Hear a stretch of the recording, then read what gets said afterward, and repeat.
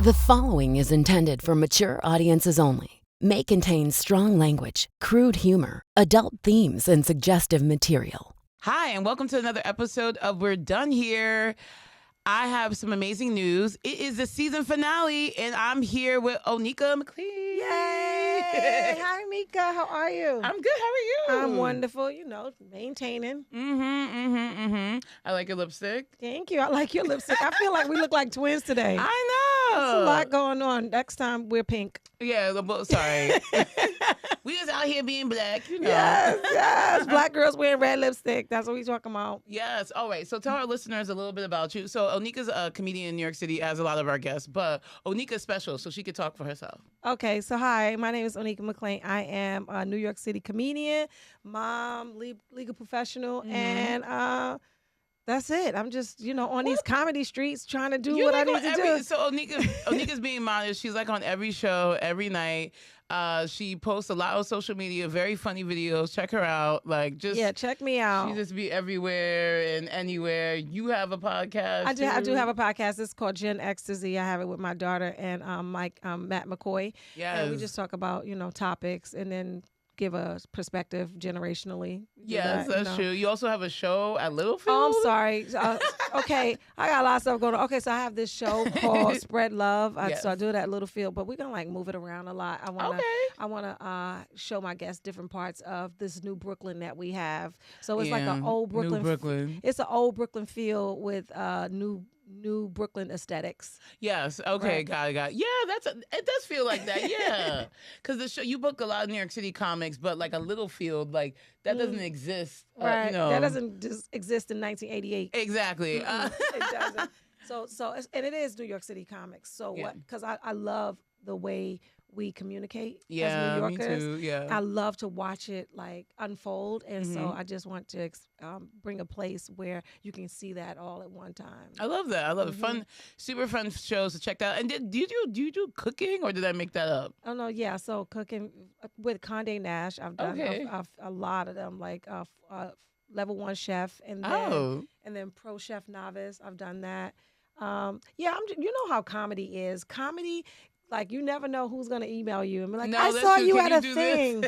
Yeah, I saw you at a thing. Do you walk dogs? You're like, no, I don't walk no goddamn dogs. Back up. Yeah, they want us to do. They've been wanting us to do all types of crazy shit. For free, too. For free, yeah. I'm like, why do you want? We just think comedians are so good at blah, blah. But we don't want to pay you. Yeah, I don't know. That's the par for the course.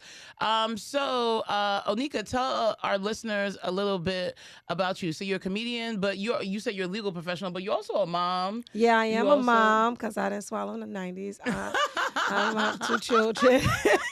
I have 2 children. Two cute single mom as well. Yeah, they're beautiful. Yeah. They're beautiful young women now. Yeah. So I'm happy grown. about that. But I just feel like y'all generation is conveniently grown. You know what I'm saying? You know what? Somebody was talking about that today. How, what they were saying, though? I don't know if this is true. I saw it on TikTok. You know how they be telling you stuff.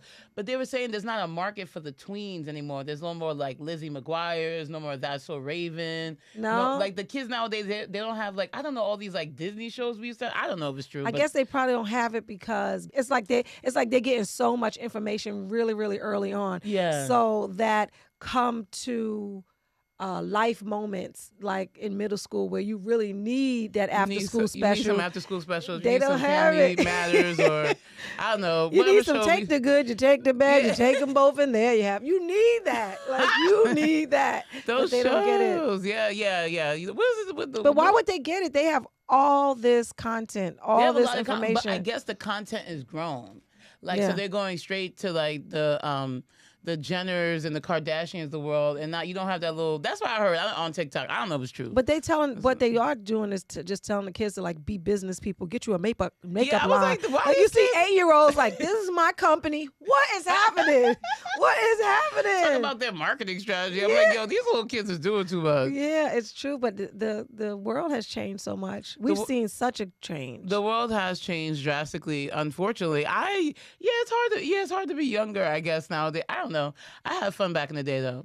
Let me just say something, right? I've been doing a lot of interviews lately, a lot of podcasts and stuff. But I feel like I want to interview you. Would you let me do that? Oh, yeah, you can interview me, Onika. Yeah. Because I feel like I don't know that much about you. Really? It's also our season finale, so and this is good. This is a plot twist. Right. So do y'all know her? Y'all know Meka Mo? I have episodes where I talk about myself. If you guys go to season 1, you'll hear a lot about me. But this season, I have not talked about myself. I've highlighted the comedians. Honestly. Right. Okay. Yeah. So let's highlight you, Miss Comedian. How long have you been doing comedy? So I started comedy in the pandemic. So I basically don't exist before the pandemic. You didn't see me. No. So that's the funny thing. After the pandemic, like, oh, she came out of nowhere. Yes, I did. And what does that mean? Right. I did. So yeah. So literally, I took who was his name? Rick Chrome. Shout out to Rick Me Chrome. too. You took Rick Chrome too. But not Rick Chrome. I took Veronica. Victoria. Veronica Mosley. Yes. Yep. Yeah. Mm-hmm. So that's the Rick Chrome counterpart. If you're watching this and you want to get into comedy, if you come to New York City, those are the people that teach your classes at the Cellar. So I took his class December 2019. And yeah, after that, I was just like, oh, I'm gonna do comedy now. So I started doing open mics at like QED, Astoria. But why comedy? What made you think I should take this class? And so so it was an accident, actually. Let me take a step further back, because I might talk about, like, it can kind of get into like how I'm feeling currently if we're talking about me. So I work in philanthropy in the day, like I work in nonprofit. I've been raising money for a very, very long time. I write a lot. I sell feelings, if that makes any sense. So are you a grant writer, or I do write grants, but I mean my associate, my team writes the grants for me. I supervise them. But that's a part of my role. Okay. But basically, I write a lot of stuff. Like, basically, I write appeals for money. And so you write stuff to make people feel sad. Cry. Yes, exactly. Like, this is Johnny. Johnny has no feet. I don't do poverty porn, but you just call poverty porn? Yeah. We call it poverty. No, because there is such thing as poverty. That is a thing in our Really? sector. Yeah, there's poverty porn. Yeah, so I don't do that per se. I like to. So I call it asset framing. Like, if I'm talking about a certain community or something doesn't have, I'll frame it in a certain way. But basically, I just wanted to expand my writing.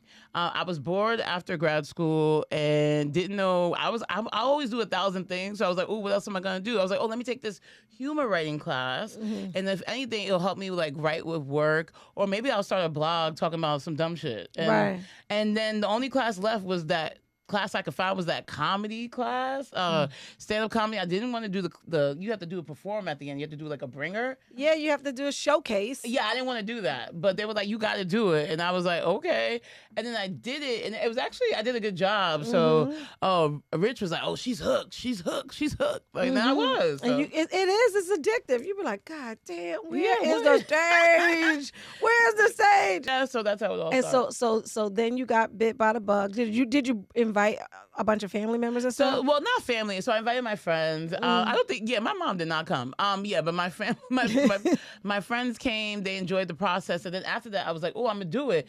And this was so like pre-pandemic. I think only Dangerfields was open. So I was like, oh, I'll do a bringer at Dangerfields. At the time, if you did a bringer at Dangerfields, then they would give you a slot. So you do a bringer, then you get a slot on a real show. Oh, okay. So that's how I started and was doing open mics. Right. And then the pandemic hit. And then you came out victorious. And then I came out victorious.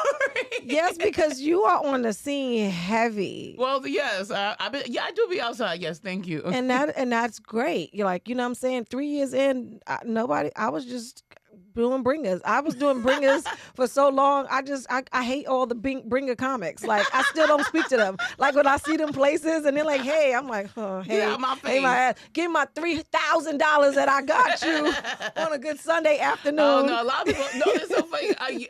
Because I think the pandemic, like, it allowed, because all those gatekeepers, they were gone. Right. And basically, we was like, oh, we're just going to do it ourselves. So it was very DIY? DIY. Whatever it's called. But you know what I'm talking about. DIY. It was very DIY. So it was like, okay, I'm going to start my own mic. Okay, I'm going to start my own show. Okay, I'm going to get in all these reps. And then, like, I'm just going to go everywhere. And, yeah, that's how it happened. Yeah, but that's so dope. Thank you. That speaks to your entrepreneurship, right? To just take on another, because what you've done is taking on a whole nother career. Yes, and it feels like it. Yeah, but you have. Like, I feel. It's funny because I didn't start feeling like I took on another career until recently. But damn, I took on a whole other career. Yeah, you work like when you think about it, you work 2 careers, not even jobs, because this podcast is just one arm of the comedy. Of your comedy. No, I know it's crazy. Yeah, I'm exhausted. Are so you? I think I am very, very. I'm trying to find. I'm trying to find balance. I cannot. Are you find breathing? Because you haven't breathed yet. So you want to just 1 second, just like. Yeah. No, I'm exhausted. No, yeah, I'm super tired. Yeah. You didn't even let the breath resonate in your chest. Oh, wait. You was like, next, blah, blah, blah. We gotta go. No, right. okay. So how are you trying to combat this if you're exhausted? You can't move around on empty forever. Eventually your body just gives out. I'm trying and then you be resentful. And so keep it as a love thing. Yes, that's true. That is true. I'm still trying to figure it out. Like, I haven't really figured it out.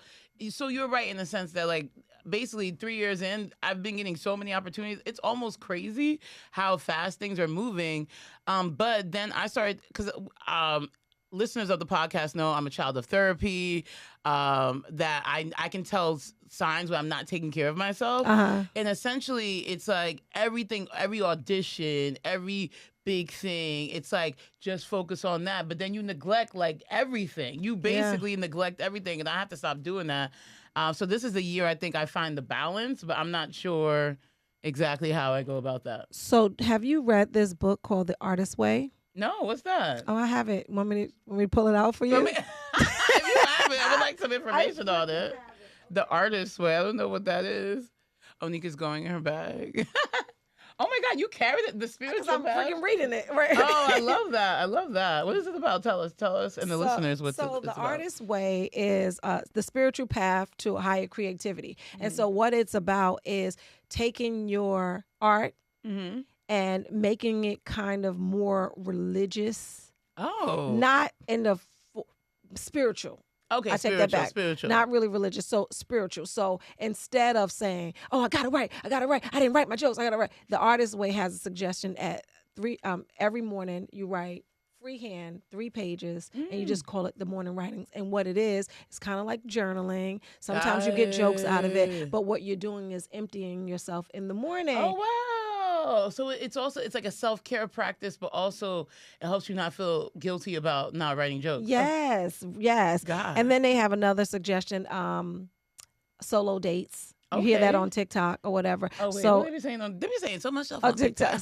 they say you gotta take yourself out. But but what it is artist date. So you just go out by yourself and go to some place that's going to spark creativity in you. Like if you're going to the MoMA or whatever it is that you love, that's outside of the art. Comedy. Okay, outside of the art. It's not going to a comedy show. It's like doing something else by yourself. Because it's feeding you. Yes, right? That's so true. That's the thing. You are exhausted because you have this water and you just keep pouring.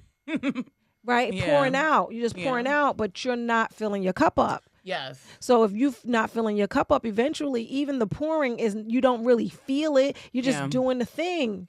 But why have a whole other career and now you're just doing the thing? No, I know. No, it's crazy. No, that's great. I love this book, The Artist. How did you find this Artist's Way book? So I do some acting. Oh yeah, that's right. And I was taking an acting course, the New Federal Theater. Okay. And one of the acting coaches, she suggested this book, and then she suggested breathing and movement and listening to music that inspires I've been doing some you. yoga when I can. That's another thing I haven't been. But able why to you do it like that? Because I was getting really heavy into it, and then I think the last time I went to yoga was like a month ago. But you don't have to go. You can just do it in your house. No, I know, but am I really gonna do that? Oh yeah, I'm gonna do yoga in my house. That's not gonna happen. I need to go to the studio. No, but I'm just saying, like giving yourself an opportunity to heal. Yeah. It doesn't have to be another thing that you need to go do. Okay, no, I got you. Yeah, Does it that doesn't make have to be sense? like another activity. Like, oh, I have to go to yoga. I didn't go to yoga. Right, another thing to feel bad about. Yeah, you could just true. stretch. You could just That is put true. on some that's true. music. 528 hertz frequency. Do you know this? No, what's that? Okay, so it's a frequency for healing DNA. It's a DNA healing, right? Because music? Yeah, it's music. So everything has a frequency, right? I'm really like Joe Dispenza kind of person. Okay. But that's because I'm a monster, right? So I'm always trying to get to happy and to be fulfilled and to feel peace because I have this inner rage. So I'm always being nice. I thought when you said monster, you mean like how you attack comedy, how you be everywhere. No. But, okay, you meant the other way. Okay, got it. Like Nicki Minaj, I'm a motherfucking monster, like that. Like, okay, got it. Like if you notice that people that are always on like self-help journeys, they will fucking flip out. Like, no, that's true. I mean, first of all, my whole podcast of self-help journeys, like, I be flipping out, of course. Right. Yeah, that's true. Because you're trying to like calm the beast. But I really like this book. I read it before, and then I read it on Audible, and then now I'm reading it like if it's a workbook, so I'm just doing little by little. I like that. So that's why I'm carrying it. Okay, yeah. Thank you so much for sharing that. So it's interesting for me because I do have a full-time ass job. And you supervise people, and that just grows. Let me ask you one thing about your full-time job. Yeah. So being that you're got to be an asset to the company, right? Because if you weren't your ass, you'll be out. Mm-hmm. You are black. Sometimes I be cursing people out too. My boss be like, "That's just her." That's because you bring value. No, because if it wasn't, they'd be like, "Get your black ass out of here." But most definitely. But right, do you feel like your job is expanding as your comedy is expanding, or what do you feel is happening? So I'm trying to. It's not that I'm trying to put the kibosh on my job expanding, but I'm trying. So it's interesting. So yes, I do have more responsibilities this year. I'm responsible for raising more money. I raise money. That's what I do. And I'm responsible. The company has grown. So my job has grown. And then my team is getting a lot. It's just a lot more. But I'm supposed to like my job because it allows me a lot of time to do comedy. But I think the only reason I think it allows me a lot of time to do comedy is because I spent my whole career being burnt out. Like, I'm a burnout person. Like, I overwork. Me so too. I'm an overworker. So I think with this job, it's been a comfortable thing, whereas my boss is in California. They're mad laid back. They don't like, when I'm on 100%. They can't take it. They don't like all that. So the fact that I do comedy and I have things to focus on after 5, I'm not on everyone's ass. You know what I'm saying? Mm-hmm. But come Monday morning and I got time, everybody has to be like, okay, who sent that email? Who did this? Who did that? Mm-hmm. So I feel like I'm a type of person, I'm already all over everything. So yes, I'm taking on more responsibilities at work, but this is also the first time in my career where I'm not actively trying to grab all I can. Okay. Because that's what I usually do at work. Like, I try to grab, I would have went to my boss like, I need this, I need that, I need that. I don't want any of that. I just want to raise my little money, right? manage my little team, mind my little business so I can focus on comedy, which is right. what's really important. Okay, so you're spreading. So where's your joy? Tell me where in your time that there's joy. Well, it used to be with comedy, for sure. I definitely still find joy in comedy. But, like, for instance... So on the stage is where your joy is. I find a lot of joy on stage, little comedy highlights. I find a lot of joy in that. I love traveling, so I find joy in that. A lot of it's been encompassed with comedy now, so it becomes a part of it. Mm-hmm. But I took a vacation this summer where I didn't do any comedy, right? Mm-hmm. I just where'd you go? I went to Turkey. Nice. So I just hung out for 2 weeks, and I felt rejuvenated. And then over Christmas break for 2 weeks, I didn't do anything. I just caught up with friends, and I felt rejuvenated. But quickly, 2 weeks after, I felt burnt out again. Well, because you're doing comedy in the middle of the night, and you worked at 7 a.m. Oh, in the day, yeah. Right. You got to remember you're really still working 2 jobs. Yeah, so, that's true. So, yeah. A vacation is one thing, but maybe you need to implement one day that is for you, like a care day. No, that's true. And I know because that's another thing. No, we're not supposed to turn down stage time. That's what I heard. But now we comedians? Well, we at different time, right? You're saying we because you were 3 years in? Well, comedians, yeah, I'm not supposed to turn on stage time, but now I'm starting to think some of these shows, it's not worth my time. But the other piece is I feel like you start to, being that you're growing in this comedy game so fast, right? I feel like who you say no to is important as well. Yeah, that's true. So I just started. So that's another thing where because I'm not a no person. Like I don't say no very often. Like I'm very like, let's try everything once and I'll give everybody a try. But like, do I really need to go to a show at 10 o'clock at a bar deep away from my house in Brooklyn somewhere, and then be tired to perform for 5 people? No. So because if you think about it, I feel like if you think about it, if you say yes to everything, right? Yeah. Then you're gonna run out of yeses. Yeah, that's true. So what are you supposed to say? Well, that's the thing. I can't figure out what to say. So you're not gonna have the time to do the thing you want to do, the yes that you and give it to you're that right, kind you're of right, energy. you're right. Someone told me to do this, to write down where I want my comedy to go, what I want from it. Does it mean in terms of venues you want to be at, or just like in general? Like, what do you want from it? Why are you doing comedy? Oh, okay, that makes sense. Yeah. So, okay, that's the question. Why are you doing comedy? I mean, currently, because it brings me a lot of joy and I like doing it. I like the artistic expression. Like, it just definitely makes me happy. I'm addicted to it. And where do you want it to go? Well, I'm very competitive. I like to win. So I don't know what that means, right? So that's another thing. I just want to win. I don't know what winning means. But win where? Because you can win Abbott Elementary. You can win on the road. You can win. I don't want to win on the road. No, so you can win doing directing stuff. You can win true. Being a talk show host. There are so many places for there's so many comics places to win. No, that's true. I haven't figured out where I want to win yet. I was like, just throw spaghetti at the wall and see what fits. Yeah, but if you don't figure out where you want to win, that's going to make you do everything. No, you're right, and that's what I'm doing. Everything. No, you're right. I do have to figure out what I like and what I know. What I kind of figured out. So I'm trying to figure out. I know I don't want to be one of those comics that are like always on the road every weekend. Yeah, I'm not a road. They're called road comics. I do not want to be like a road comic. But you can make a lot of money. But you can make a lot of money on the road. I just don't think even the fact that the way I'm exhausted now. I don't think being away from my friends and family all the time, just all the time traveling, is what I want to do at this point in my life. It's different. So you're comparing the New York grind, 10 shows a night, to going to Albany for a weekend and doing one show on Friday and sleeping for the rest of the day, and then 2 on Saturday and then 2 on Sunday, and then you go home, and you made like triple the amount of money that you would all this little $20 shows in the city. Oh yeah, that's true. So the comparison is different. Okay, yeah, that's true. Because the New York grind, the New York grind. The New York grind is so addicting too. No, it is. The whole scene is like addicting. It's like a whole. It's like that's the thing. Being outside every day and being like out, like just doing whatever. It's like even when you don't have shows, you're trying to get on shows, you're trying to be at a show, and then it's like, oh God, yeah, the New York. I'm a New Yorker, so I understand the grind, and like I apply it to my professional career, and I apply it to comedy as well. But that I burn myself out all the time. It's something I've done before, so I need to not do that because I've quit whole jobs because I burn myself out, but I can't necessarily quit comedy. It's not a job like that. And you can't quit on yourself. There has to be a time when you stop doing that to yourself because it's abuse. No, it is abuse. That's why I started this. So that's why I started to realize I was like, the fact that I'm just ignoring, because I had like a big audition coming up. So everything's focused on that. So it's like work.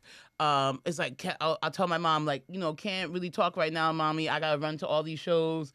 Kind of thing. I can't hang out with her. My dad had knee surgery. I'll be like, I'll see you this weekend. This is the weekend that's convenient because I got shows. I got to practice for this thing. Then the audition comes, you kill it or whatever. You're like, oh, I gave it my all. And now then you're exhausted. But you gave it your all? But yeah, I gave it my all. Yeah, you give it your all. And then like, I'm happy that I give it my all, but it takes a lot to give everything your all. And it's like, where do you cut back? But then I'm starting to think, I can't say yes to everything. Right. I can't say yes to every show. I gotta cut back on the shows, which is hard it's weird because like I feel like comedians like all we want are shows. Right, because you go from a space where you can only do open mics. Yeah. And you got to do your own shows because that's what I did too. When I first started comedy, they wasn't putting me up. I was like, I'm going to do my own damn show. Yeah. And then I started doing, it was called Cosmic Comedy, and I would just put all these people up, but they were way better than me. So all my friends was like, you need to get better. You know what I'm saying? And then eventually, you get better. No, that's true, yeah. But I feel like if you don't define it for yourself, then then that's where the rub happens. If you don't define where you want it to go, because that's going to tell you what to say yes and what to say no to. No, that's true. So if somebody called you to do, Newark, New Jersey, you're like, why? I can be in the city.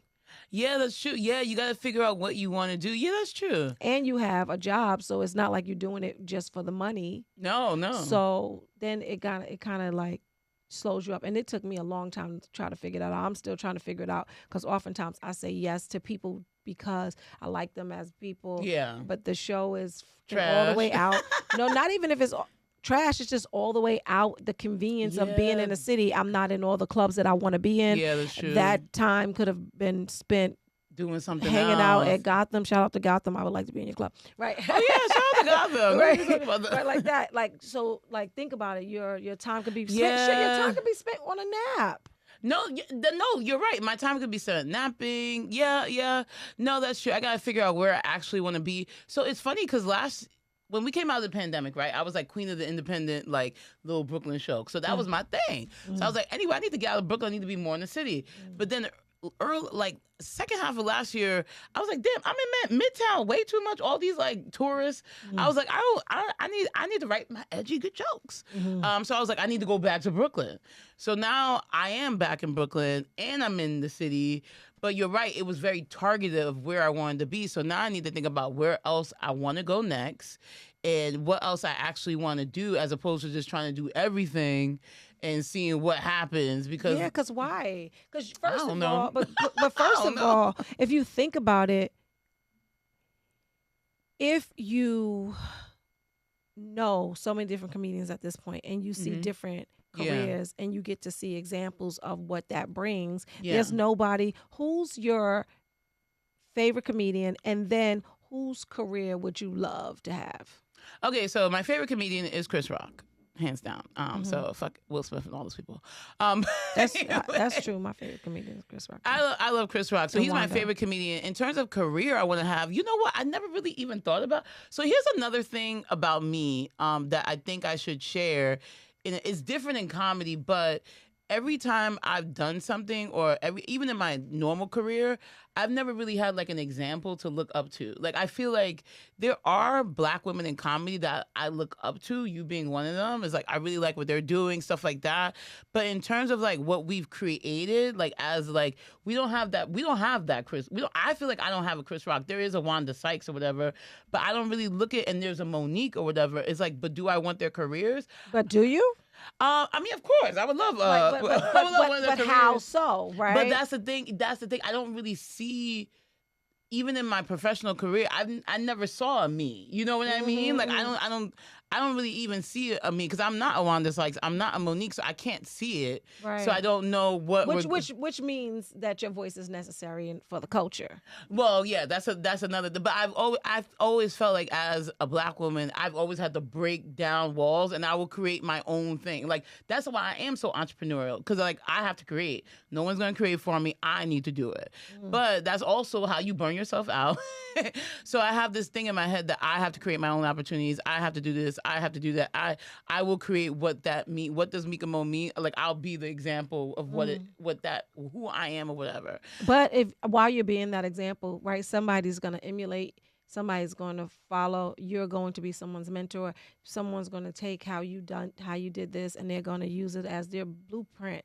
And if you X out self-care. Yeah, then you just got another crazy ass woman coming behind you. Let's go, Yankees! You know. No, that's the thing. And I don't want to X out self care because also you hear a lot about some comedians who are not necessarily nice, who do these like you can tell that they're miserable, and you can tell that they're very unhappy people. And I don't want to be that unhappy person. I always want to come to every situation whole and like just responsible. But I think about like some people like Issa Rae's not a comedian, but I love what she's done with television and what she's a comedic actress. She's a comedic actress. I love what her TV says, right? And then you have people like Quentin Bronson. Am I saying that name right? Anyway, but she created her cute little show like Abbott Elementary. I would never create a show like that because I'm more political, more like Amanda Seales type.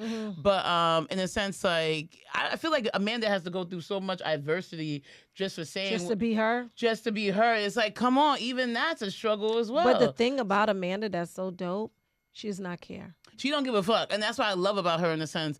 But it's like the way people try to like just abuse her. It takes a lot, like for that as well. So do you think more notoriety, more problems and stuff? So the more you hone what your skill set is, you know where you're going, you know it's going to be some drama. So you trying to delay the drama by going to the show in Brooklyn? In the middle of the night, No, you know what's so funny? Because like I know who I am as a person, right? And I know I like at the end of the day, like I've always said whatever the fuck I wanted to say, and I know I'm not PC or I'm PC, but like I'm controversial, right? Like you don't necessarily. I mean, it doesn't seem like that on this podcast, but if I say what I really want to say, like I really hone into what I am. But that comes. It comes, but like it's gonna come as you rediscover your voice in comedy. No, exactly. But is it like, but then you start thinking, like, even I did a show yesterday, they were like, oh, why didn't you do this one joke? And I'm like, I'm doing more like political material. That's why I'm not doing that one joke, because I know you all like that joke, but that joke is a stupid joke, and like, I don't make stupid jokes per se. Or like, I do make stupid jokes, of course, I'll pull them out. But it's like, I feel like Michael Che said something recent. I would love a career like Che's, actually, but I wish he was a black woman. But anyway, he said something recently. He's like, give him time. Right? He might change. You never know. He was like, sometimes I do shows for you guys, and sometimes I do shows for myself. And I'm getting into this point where it's like, I just want to write jokes for myself, because I know what people want to hear. What what people expect to hear from a black woman. What people expect to hear from a black woman. Also, but what makes them happy. Like I know when I go into certain rooms, I know what's going to make this crowd happy, right? But then it's like, that's pandering. I know, but then it's like you just want to do your jokes that make you happy. You be like, you want to get through the job though. You don't want to just bomb your ass off. Exactly. Right? So it becomes like, so basically, what type of comedian I want to be? I want to be a mixture of a bunch of different comedians. But I guess I'm afraid of the backlash from it, because like people are so weird about comedy, what they don't like, what they do like, all this other bullshit. And then it's like, do you want to reveal who you really are? Kind of like a Beyonce. If you notice Beyonce doesn't come out as black until she's very, very until she flipped out. Until she's very, very successful. So like it's also like there's a whole other, like, I don't know. I'm maybe thinking too hard about it, but it's like. So do you feel like you want to make them like you before you tell them what you think? Yeah. That's the strategy. So let me see. I think that that's the strategy. That's the strategy. They gotta like you before you tell them what you think. Because if I really told you what I thought, like I'm a monster sometimes, and the stuff that I find funny is really dark. Right. I just said that I had an abortion on stage recently. I would never say anything like that, but it just fit into the joke, and then I just was like it. Like, but the thing about it, you have to remember, we bring our whole selves to comedy. Yeah, you have to bring your whole self. And so I was religious for a long time, and I felt really bad about abortions once my frontal lobe grew in, and I knew that I was like killing kids. I didn't know. I was like, I thought I was just having unprotected sex for 3 months. I'm done with you, Onika. I thought then I was just having abortion at the end of the term, and then do it again, rinse and repeat. And how many abortions we talking? Wait. Listen, but so a lot. So, but I'm telling you, I was like really young. I was like 14, 15, like I was a kid. But when I started feeling guilty about it, shame is the thing. Yeah, so shame is real. I was shamed, and then I just wouldn't even talk about it. And to be able to even say that on stage is just about growth. No, that's true. And so you just growing. Yeah, that's true. So, but you can implement your little, TikTok jokes, and then you can tell them what you think a little bit. And then that's the thing. It's a little like give and take, right? Yeah, and people that get it, and the people that don't. But the people that do get it, they will follow you forever. No, that's true. You're right. And you don't even realize it. Somebody asked me to do an audition for something, right? And they said to me, you can do your old lady character. I have not done those characters since like the pandemic. Oh, that's like, can you do the old lady character? I love her so much. I love Shelly too, but I don't even think about characters anymore. But so they're crazy. such a fan. But they like the characters. Yeah, they like that stuff. Because it resonated for them in some kind of way. Yeah, that's true. Something resonates for everyone in some kind of way. That's true. And the reason why you want to do more of that is because that's what's coming out. and the audience is going to show up for it. So don't diss the old audience and be like, hey, I'm coming on a new ride. Because when you do it like that, right, then you get like the Tamarine with Chris Rock. Yeah, like, I did not love hated it. that. I hated it too. And when I though. tell you, I love Chris Rock. I love Chris Rock. All right, like he has always been like, oh my God, so. And then I started loving Wanda Sykes because I realized she was writing stuff for him. No, Wanda's super funny. Yeah, and I love Wanda Sykes or whatever. Yeah, I love Wanda Sykes. She's super funny, and she has an amazing career. Yes, I didn't mean I didn't want her career. I'm like, is that even attainable? I always think about like, what's attainable? Like, but it doesn't matter. Like that's just a dream. No, that's true. Yeah. So. It's just giving you a little blueprint as to how you would want to do it. You, like reading a book about it. You know what I'm saying? No, that's true. How was her life? Like, what did she do? No, that's true. That's like, true. Yeah. You know what I'm saying? She was married. She was on the road for a long time. Yeah, she was Chris Rock found her, and then he had her like opening up for him, and then she started writing for him, and then he put on a few things, and then she went and did her thing. No, that's right. And Chris Rock, shout out to Chris Rock. Shout out for Chris Rock helping black ladies. Helping black women, unlike Dave Chappelle. Unlike, put on. No shade. Nobody. I mean, actual tons of shade because did he ever put on a black woman? A book on black women? Has he ever put on a black woman? I don't know. I feel like no. But anyway, shout out to Chris Rock. Shout out to Chris Rock. Shout out to Michael Che. Michael Che really, really supports women, black women. He really, really does. Shout out to him. Shout out to Michael Che. Okay. You got to do a pledge to your listeners. You got to say the things that you're going to do. You got to say them out loud. Okay, and so you got to start, and you got to try to say how often. Wait. So let's go back. So I'm first going to read this book because that seems interesting. I like the whole writing free. Because I journal all the time and I write jokes, but I never put them together. Read pages. It's just you emptying out your stuff. No, that's true. It's kind of like allowing God to just talk through you. Because at first when you start the 3 pages, it's you just, morning writings, and then you put the date, and then you just start writing. And most times you can be like, I don't know what the fuck to write. I don't know what to write. I don't have no idea. And then eventually it might get a little dark, and then you just keep going. And when you get to page 2, you're going to be like, and this is stupid. I don't want to do it. But just push yourself through that moment. Keep on doing it. It's just like exercise where you're like, I can't do it no more. And you got 20 more reps. And then you do it. And then you go, and that's the thing that you commit to you. Okay, to do that. And then also, I'm going to start saying and then don't feel bad if you don't do it. Because then that's another thing. I like feeling bad about not doing stuff. So that's another thing. I always try. I was like, I do everything I say I'm going to do. So it's like, if I don't do something I say I'm going to do, it's like a big... That's why I don't like saying no to things or like not showing up to things I say I'm going to do, even though it's like, I know I shouldn't. Like yesterday, I saw you at the stand. So I had that show at the stand, and then I had a show before that. And I knew he was going to start late. And I was like, I even messaged before. I was like, are you starting your show on time? Yes. Show started 40 minutes late. I don't fucking have to do this to rush to take a cab so I'm early to your show. You start 40 minutes late, and then I'm rushing and stressing myself out so I'm not late to the other show when I told you I had to be at another show. Like, I should have just said no. So when you're booking, who books for you? You book for yourself? I just book myself, yeah.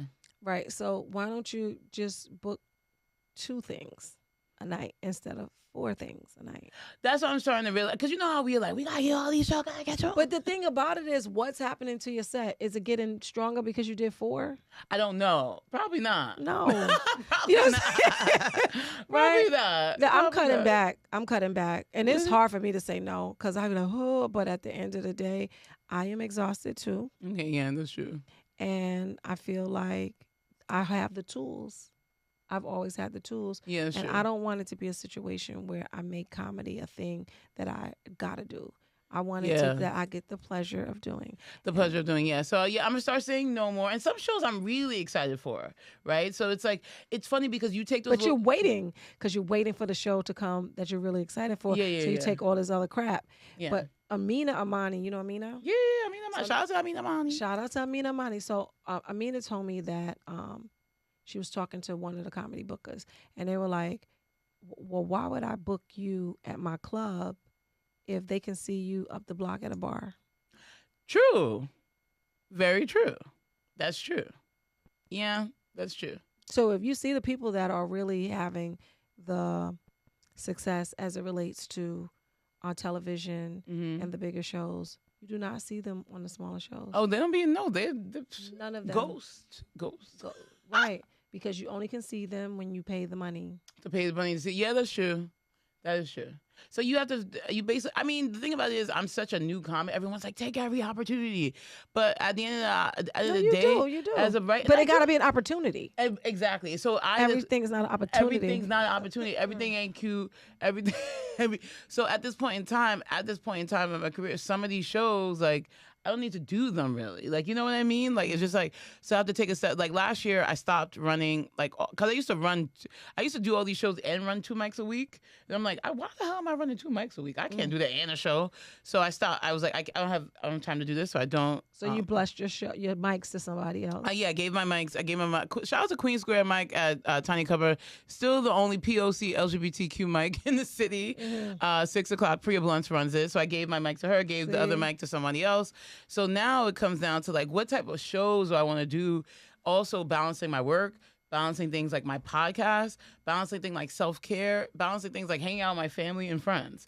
Because it's all, everything's important. So what gives you inspiration? Like what gives you inspiration? Like if you hang out with this person or you do that thing, you can write a bunch of jokes about it because you feel so excited about it. So usually when I'm not doing comedy, I would say, and I'm just hanging out with my friends, I usually get the most inspiration. Or if I'm like just hanging out by myself in my apartment, smoking weed, hanging out with the cats and watching TV, I start. So you need to give yourself a day in your calendar every week to just do that thing. Either or, maybe one week, just hang, like you don't have a night off. You know, like some comics have a night off. They're like, no, I don't work on Sundays. I don't work Monday. I've heard comics say that, like, oh, I don't work this day. So it's funny, like, I haven't had a night off, but tomorrow I have, oddly, I don't know why. I think I thought I was going away, but I ended up with no shows. So tomorrow, I'm like super excited for tomorrow. Like, I'm like, oh my God, right. I don't have any shows. Don't let somebody call you late. No, don't let somebody DM you. That be happening all the time. That guy from the barbershop, Ronnie, yeah. Every time I'm like, I don't have a show, he's like, hey, you want to come through? And I'm like, yes. That's the thing, and we always say yes. So that was another thing. This week I wasn't supposed to have a show. This week was like a cool week for me, but then for some odd reason, people call you like 3 o'clock on the Monday, like you want to perform tonight. Sure, like you know what I mean. And then you don't have any time off. But when you're saying yes to them, you may be saying no to you. No, that's true. So yeah. So your yes got to be your yes, and your no got to be your no. And what that means for me, because that's biblical, but what that means for me is if I'm telling you yes, I gotta be telling me yes too. That's true, yeah. You know what I'm saying? Like we both, yeah. it gotta be a yes for both. It can't be a yes, go ahead, yeah, I got it, I got you, girl. And then I'm like, no, not that's so much. No, that's true. That's great. That's great advice. So what I'm gonna do, just because I know myself, and thank you so much. I'm gonna take that next step and try to think about where I actually want to be. Like, do it more. Stop trying to do everything and figure out, like, whose career do I want? Right? Like, whose career, and try to do things that get me to that point so I can focus on the energy more in a smart way as opposed to, like, spreading myself too thin. Yeah. So that's another thing I should do. And another thing was, I get caught up sometime because I get recruited for my day job a lot. Like, I don't know, there's always one, I guess I'm a black unicorn, whatever, but I'll be tempted to like, interview and that another job. And then, okay, shut up. Okay, listen, I was doing this. Oh my God, I'm so glad you asked me to do this. Okay. Because this is helping me. Yeah. As well. Okay. So if you're looking for another job, right? And you said that your job gives you the flexibility to do the things that you need to do. Looking for another job means you're going to need to prove yourself again. Why? I don't know. I can't. It's almost like I can't help myself. I don't know what's wrong with me. Yeah, but if you need in another space to prove yourself, do you like comedy or are you just proving yourself? No. I like comedy. Yeah. Right. Yeah. So if that's how you truly feel, then do the things that can allow you to have the experience that you want to experience. No, that's true. It's almost like I'm randomly I mean, you know, it's called self-sabotage. It's self-sabotage. You know, also people offer I got another book for that. Offer you a little bit more coin. You know, everybody wants some more money, but like at the end of the day, the trade-off. But for what? What do you need it for?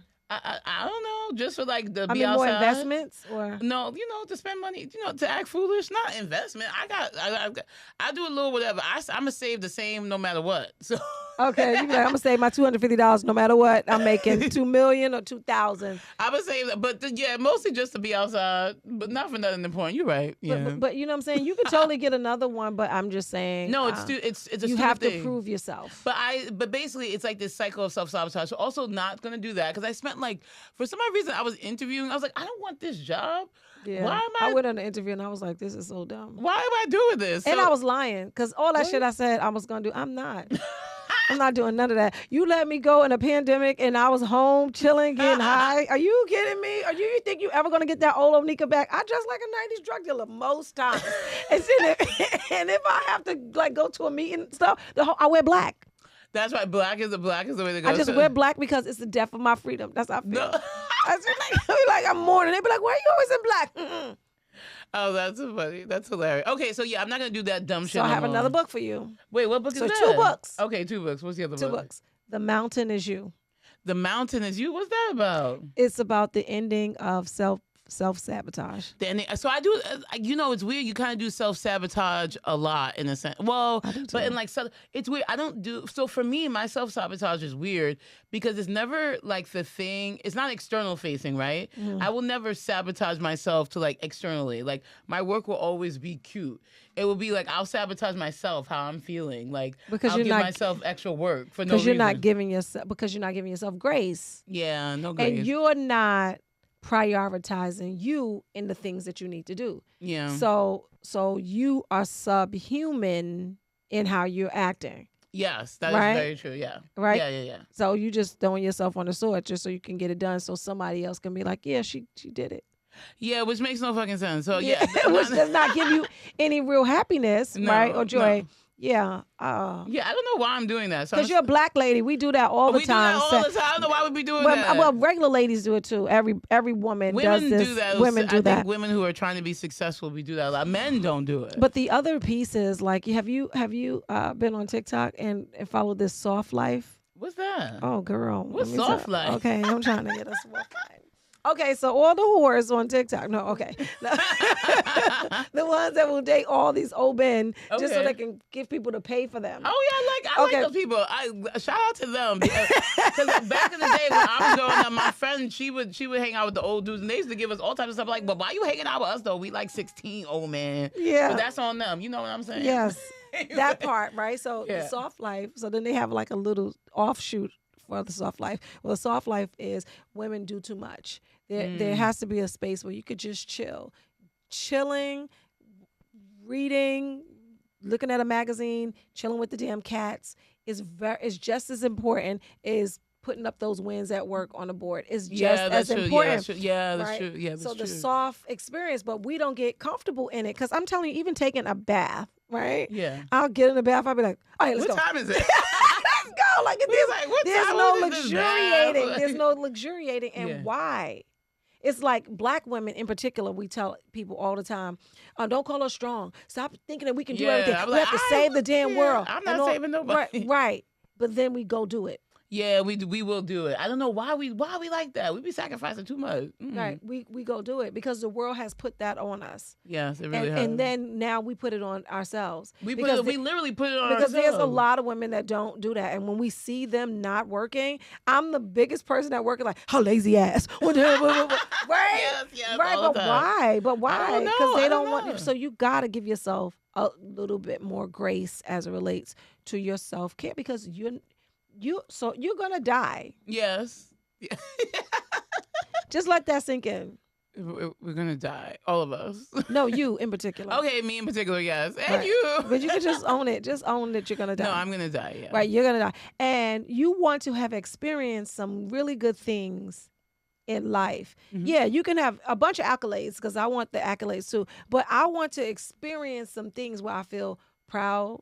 I feel like I cared for me. I feel like I really supported me. Yeah. And I made amends with who I am as opposed to, and I could do that too. And who said that? You can't do like everything. You gotta like give yourself some. I can fly the moon too. Yeah, no, yeah. But would you enjoy the ride if you could fly to the moon? It's not if you working the whole time and not thinking about it. The whole time. So this is another thing I taught myself. Well, not taught myself, but as a comic, you get all these you basically strive to the next level, right? You always try and get to the next level, and sometimes you strive to something, then you're not even excited when you get it. But I started being like, you know what? I'm just gonna enjoy this. Stop thinking about the next thing. So I've gotten a little better at I'm just gonna enjoy this time period. But I do need to slow down, have some time for me, because I can't say yes. I'm not available. Because when they book us, they ask us if we're available, and I'm looking at my calendar, being like, "Oh yeah, I'm available." It's like, no, I'm not. Because you didn't schedule rest in your calendar. I didn't schedule rest in my calendar. So start scheduling Mondays. Yeah, that's my rest day. Yeah. So if that's your rest day, I don't normally work on Mondays. Yeah, period. I don't work on Mondays, and then see if you can take off at your regular job where you work from home or whatever for half a day on Mondays, and just give yourself 4 days. That with consistency, and see how you feel.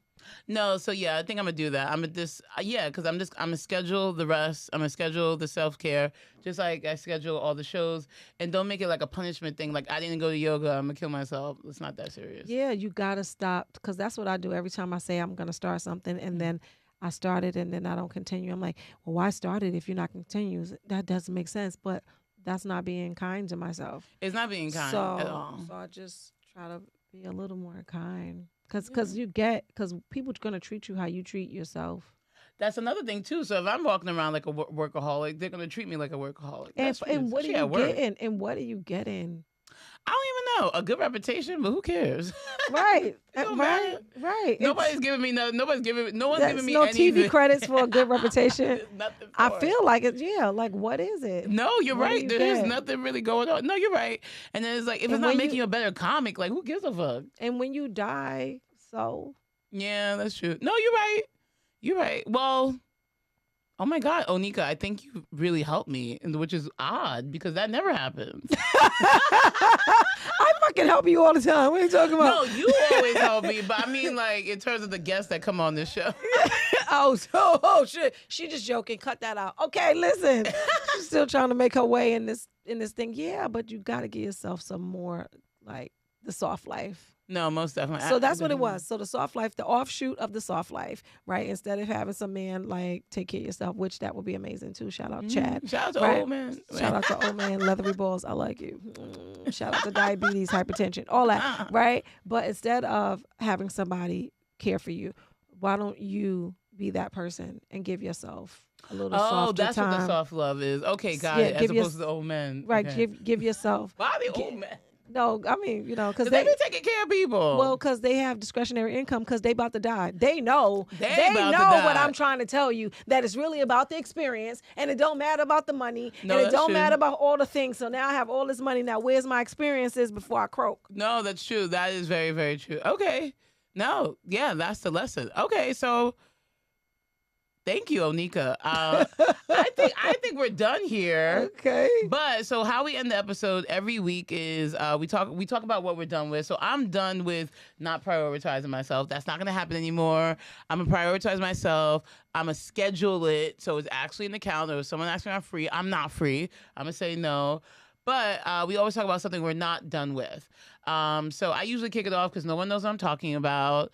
So the thing I'm not done with this week is The Mandalorian. It's back, yes. I could not. Pedro Pascal, love him. He is The Mandalorian. He's also in that show Last of Us. I'm sorry, I'm done with zombies after like 11 years of The Walking Dead. I don't give a fuck about zombies. But I'm back on The Mandalorian. Baby Yoda's back. They got new adventures. It's on Disney Plus. If you know me or any of my jokes, you know I love Disney Plus.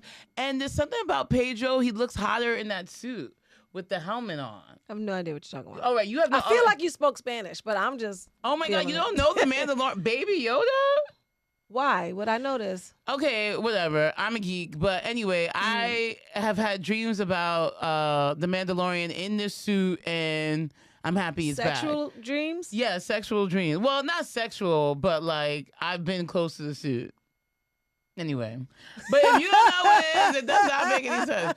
But that's what I'm not done with. Onika, what are you not done with? Not done with. Yeah. Damn. I wish I could say I was done with overbooking, but I keep doing this shit every Oh, month. you overbook yourself too? Oh, so you're giving me advice that you should have took? Yeah. Oh, I love that. How you think that I would have the advice?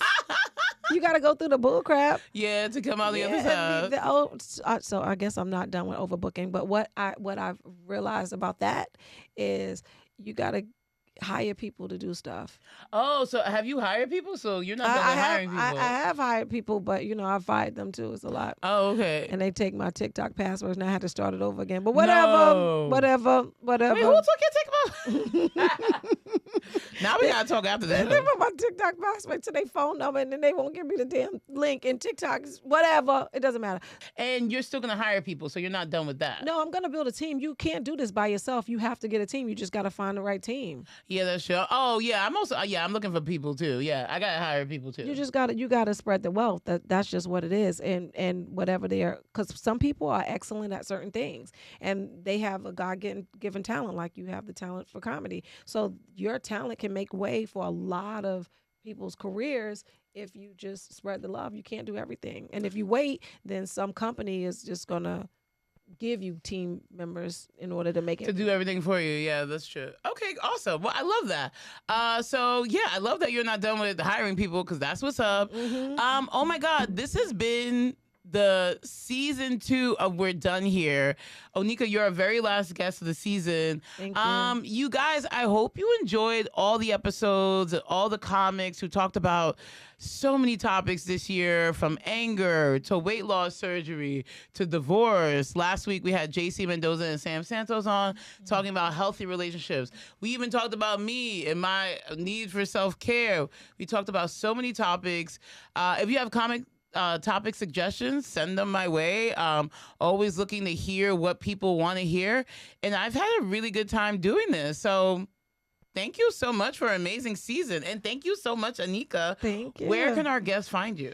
So you can find me on all social media platform, Onika, Onika comedy. Right. And my website is Onika, Onika McLean, MCLEAN.com. Please sign up for my email list, and you can catch me around the city. And that's it. Awesome. See you in season 3.